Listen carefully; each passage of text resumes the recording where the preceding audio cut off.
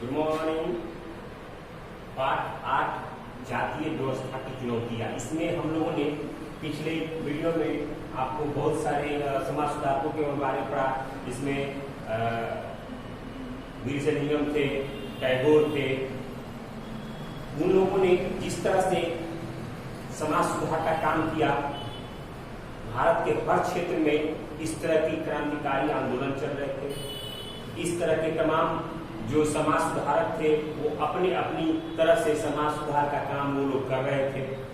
और उसी तरह हमारे जो महात्मा गांधी थे, यानी हमारे राष्ट्रपिता जो थे महात्मा गांधी, उन्होंने भी इस तरह की जो समाज में जो जातियों में विषमताएं थी, जो कई तरह की समस्याएं मौजूद थी, जो अनियमितता, जो असमानता का कारण बनी हुई थी समाज में, इसको भी उन्होंने दूर करने का भरपूर प्रयास किया।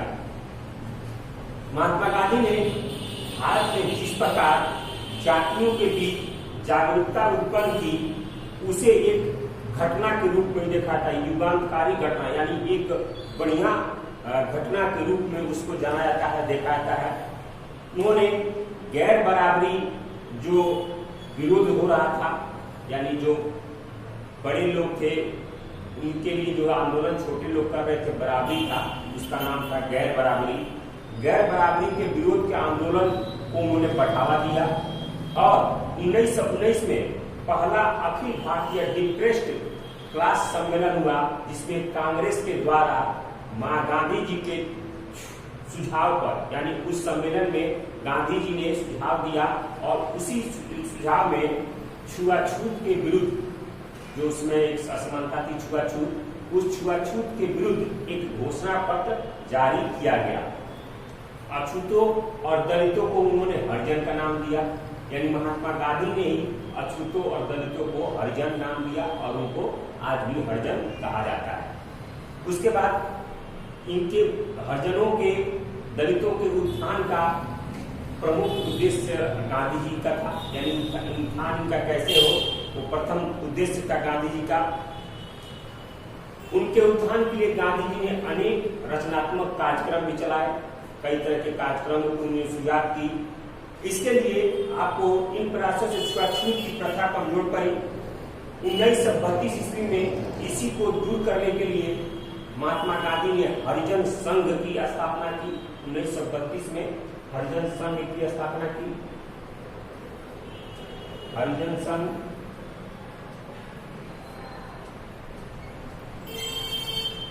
संघ की स्थापना की, हरिजनों के उत्थान के देखते हुए।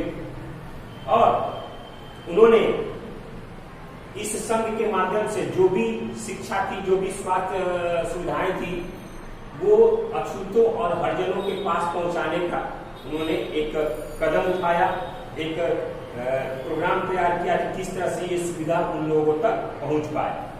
1933 में उन्होंने हरिजन नामक पत्रिका भी, साप्ताहिक पत्रिका भी निकाली, जिसमें कई संवेदनशील वो विषय भी रखे थे। उसमें कई विषयों पर लिखते थे, जिसमें हरिजनों का मंदिर में प्रवेश, ये एक विषय था, हरिजनों को मंदिर में प्रवेश दिया जाना चाहिए। उसके बाद जलाशयों को हरिजनों के लिए उपलब्ध कराना, यानी जिसमें भी तालाब थे उस जलाशयों को हरिजनों के लिए उपलब्ध कराना। उसके बाद शिक्षण संस्थानों में प्रवेश कराना, ये आदि ये जो भी विषय था वो उनकी रचना का, उनकी पत्रिका का मुख्य विषय था और इस विषय में वो पत्रिका निकालते थे साप्ताहिक। गांधी जी ये रचनात्मक कदम मानवीय भावनाओं से प्रेरित होकर कर रहे थे, यानी मानव की भावनाओं जो थी उससे प्रेरित होकर ही गांधी जी ये सारी योजनाओं को वो चला रहे थे।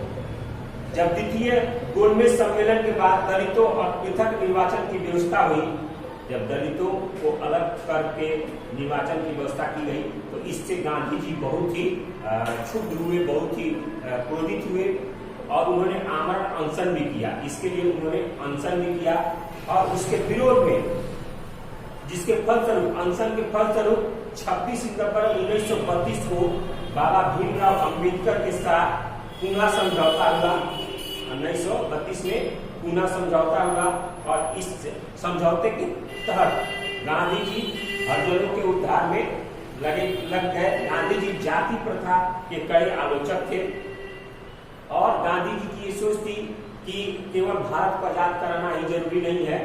भारत आजाद तब होगा, तब स्वतंत्र होगा जब हम अपने अंदर की जो कमजोरियां हैं उस पर हम लोग काबू पा सकेंगे। जब हम अपने अंदर की कमजोरियों को दूर से कर सकेंगे तब एक स्वतंत्र भारत का निर्माण हो सकेगा और सही मायने में भारत आजाद होगा। तो ये गांधी जी की सोच थी, गांधी जी का एक विचार था। उसके बाद अब है बाबा भीमराव अंबेडकर। बाबा भीमराव अंबेडकर एक दलित जाति से थे, इसलिए उन्हें ये भेदभाव काफी सहना पड़ता था, ये भेदभाव से काफी उनको गुजरना पड़ता था। इसीलिए वो इतने पढ़े लिखे होने के बावजूद भी इन सारे छुआछूत और जातीय भावनाओं से उनको गुजरना पड़ता था। तो इसलिए उनकी ये सोच थी कि जब मेरी इतनी शिक्षा लेने के बाद मेरी स्थिति ये है तो मेरे बाद वाले लोगों की जो अनपढ़ हैं, गंवार हैं, उनकी स्थिति इस समाज में क्या होगी। इसके उत्थान के लिए बाबा भीमराव अम्बेडकर प्रयत्नशील है, प्रयास किया। अम्बेडकर के द्वारा 1920 के दशक में एक प्रमुख आंदोलन प्रारंभ हुआ। इस आंदोलन को संगठित रूप देने के लिए 1924 में बहिष्कृत हितकारी सभा का भी गठन हुआ।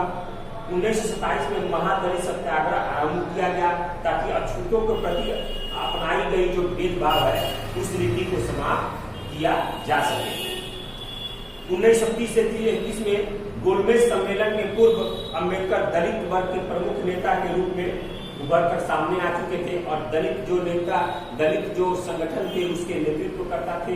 बाबा भीमराव अम्बेडकर उसका नेतृत्व करते थे और उन्होंने कई सारी ऐसी योजनाओं को रखा जिससे कि इनको उत्थान इनका किया जा सके और इस बहुत सारे जो कुरीतियां फैली हुई हैं उसको दूर किया जा सके।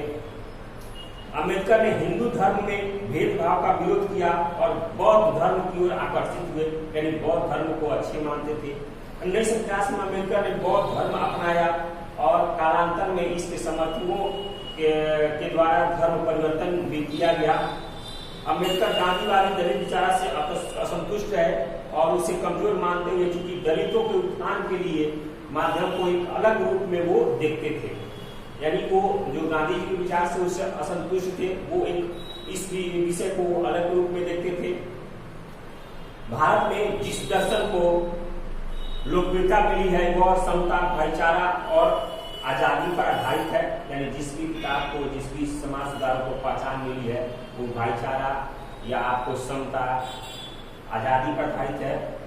मनुष्य के समान केंद्रित सोच रखने वाला यहाँ पर कोई नहीं है, इसलिए हर एक मनुष्य का ये कर्तव्य बनता है कि हर एक मनुष्य के कल्याण के लिए वो सारी विचार रखे, वो सारी सोच रखे कि जिससे कि हर एक मनुष्य का कल्याण हो सके और जाति व्यवस्था और छुआछूत की व्यवस्था को कम किया जा सके, जिससे कि हमारा और हमारे लोगों का ज्यादा से ज्यादा उत्थान हो सके, ज्यादा से ज्यादा उनका विकास हो सके।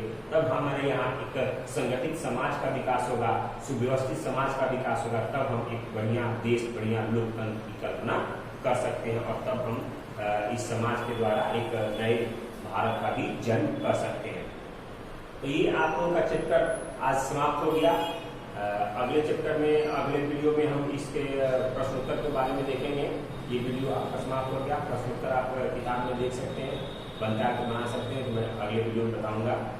अगले वीडियो में मिलेंगे। धन्यवाद।